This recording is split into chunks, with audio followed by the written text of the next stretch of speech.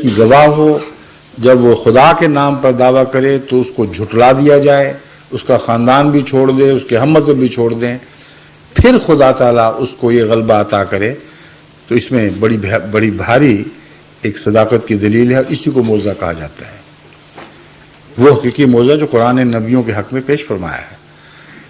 پھر اس کے بعد دعوے کے بعد کی زندگی سے تعلق رکھنے والا ایک نشان قرآن کریم یہ پیش فرماتا ہے کہ تم تو کہتے ہو اس نے خدا پر جھوٹ بول دیا ہے، اور اتنا بڑا جھوٹ، پورا قرآن بنا رکھا ہے۔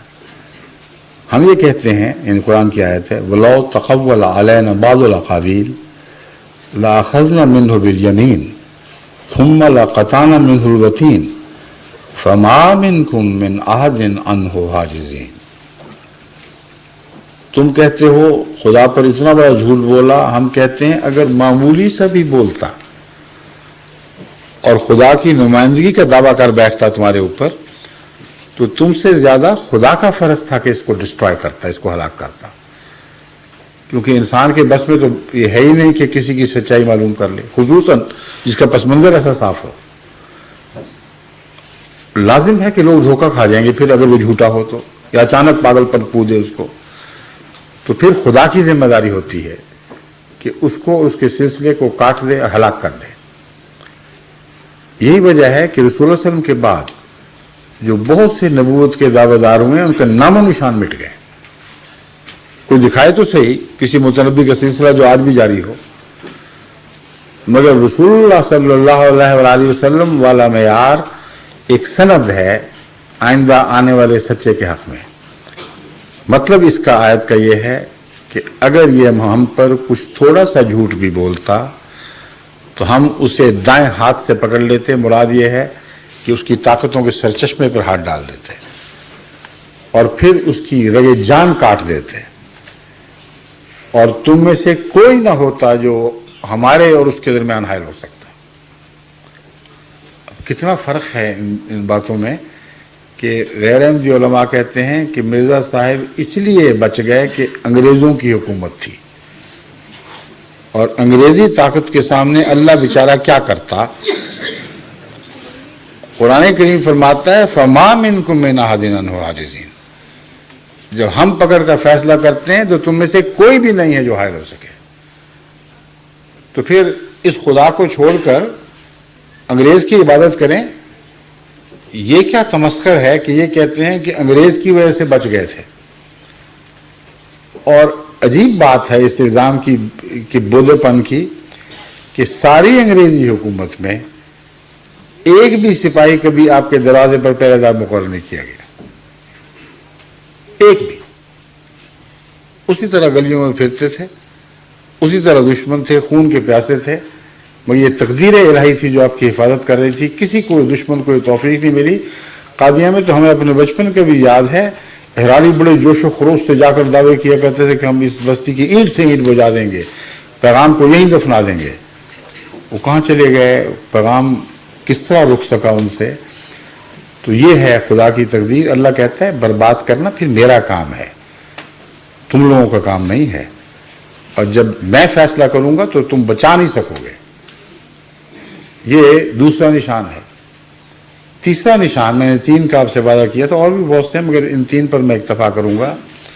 وہ قرآن کریم میں یوں درج ہے کہ افلا یرون انا ناتی الارض ننقصها من اطرافها افهم الغالبون۔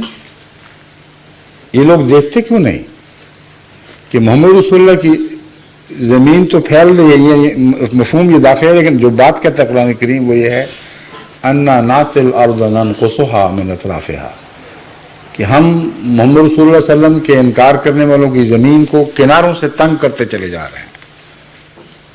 ان کی زمین چھوٹی ہو رہی ہے اور محمد رسول اللہ کی زمین بڑھ رہی ہے، وہ کیسے غالب آ جائیں گے؟ جس کی زمین گھر رہی ہو، جس کی ٹیریٹری چھوٹی ہو رہی ہو، وہ دعوے مارے کرے کہ میری زمین چونکہ بڑی ہے اس لیے میں غالب آ جاؤں گا، اس کے لیے اتنی زبردست منطقی دلیل ہے تو بڑی، لیکن اس کے باوجود ایک چھوٹی سی زمین پھیل رہی ہے اور تمہاری زمین کم ہو رہی ہے۔ جیسے ایک تالاب میں ایک قطرہ دہی کا ڈال دیں جس میں دودھ بھرا ہوا ہو، تو طلاب جتنی مرضی تعلی کرے کہ میں بہت زیادہ ہوں، اس بیچارے قطرے کی کیا حیثیت ہے، مدعی کا ایک قطرہ سارے طلاب کو چاٹ جائے گا۔ بس نبوت کی سچائی کی یہ علامت ہے جو قرآن کریم نے رسول اللہ صلی اللہ علیہ وسلم کے حق میں استعمال فرمائی اور بڑے وضاحت اور قوت کے ساتھ پیش فرمائی ہے۔ اب حضرت مسیح موعود علیہ السلام کے ساتھ بالکل یہی معاملہ پیش آیا ہے۔ وہ جسے اپنوں نے چھوڑ دیا، یعنی تمام مسلمان اس وقت کے دشمن ہو، وہ جس کی حکومت یعنی انگریزی حکومت کہ خدا کے بیٹے یعنی ان کے مظلوم خدا کے بیٹے کی موت کا اعلان کیا، اور یہ کہتے ہیں اس کا ایجنٹ ہے۔ سارے علماء اس وجہ سے زیادہ دشمن ہوئے کہ تم نے مسیح کی موت کا اعلان کر دیا، جو انگریزوں کے مظلوم خدا کا بیٹا تھا۔ تو کیسا ایجنٹ تھا یہ عجیب و غریب جو خدا کے بیٹے کو مار گیا؟ اور انگریزی حکومت دشمن رہی ہے، بار بار حکومت کی طرف سے ایسے مقدمات میں حمایت کی گئی ہے دشمنوں کی، اور حضرت مسیح علیہ السلام کے دفاع میں کبھی ایک ذرہ بھی کسی انگریزی حکومت نے کوئی کام نہیں کیا۔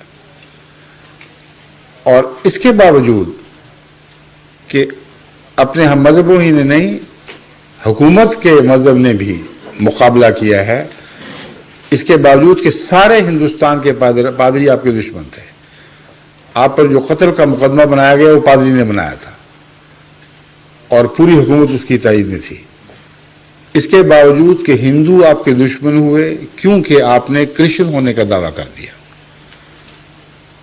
اب بجائے اس کے کہ ایک جھوٹا مار کھا کر پیچھے ہٹے، وہ اور ہی آگے بڑھتا چلا جائے، اور بھی زیادہ دلیری دکھاتا چلا جائے اپنے دعوی میں، یہ عجیب قسم کا جھوٹا ہے۔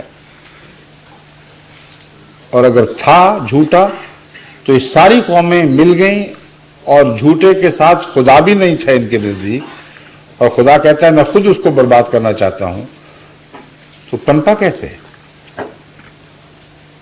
خاندان میں سے ایک شخص بھی ایسا نہیں تھا جو آپ کی تائید میں کھڑا ہو۔ 70 افراد تھے، ان کے متعلق اللہ تعالیٰ نے آپ سے فرمایا سَيَنْقَطِعُ مِنْ آبَائِكَ وَيُبْدَأُ مِنْكَ، تیرے آباء و اجداد کی نسل کاٹی جائے گی، تجھ سے شروع ہوگی۔ اب کوئی اکیلا آدمی آج دعویٰ کر سکتا ہے کہ میرے خاندان کے 70 افراد، اس وقت 70 تھے معلوم، باقی پہلے ہوں اور ہمیں پتہ نہیں، قادیان میں جو خاندان تھا 70 افراد پر مشتمل تھا۔ آپ نے فرمایا مطلب اس کا یہ ہے کہ جو مجھ پر ایمان لائے گا اس کی نسل چلے گی اور کسی اور کی نہیں چلے گی۔ اور ایمان صرف 2 لائے جو دوسری نسل سے، ایسے لوگ تھے جو منکر رہے، ان کے ہاں اولاد ہوئی، لیکن وہی اولاد ہوئی جس نے احمدی ہونا تھا اور احمدی ہو گئی۔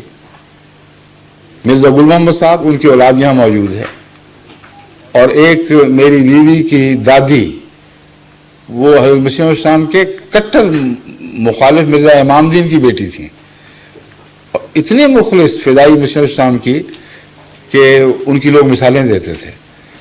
یہ 2 استثناء ہیں جن کی نسل جاری ہے، باقی سب کی فنا ہو گئی۔ ہم مدتوں سے کہہ رہے ہیں کوئی نکال کے لا کے دکھاؤ، جبکہ حضرت مسیح موعود کی نسل ساری دنیا میں پھیل چکی ہے۔ تو کون مددگار تھا؟ سب نے چھوڑ دیا مگر خدا نے نہیں چھوڑا، اور جو وعدے کیے پورے کر دکھائے۔ فرمایا دنیا میں ایک نذیر آیا مگر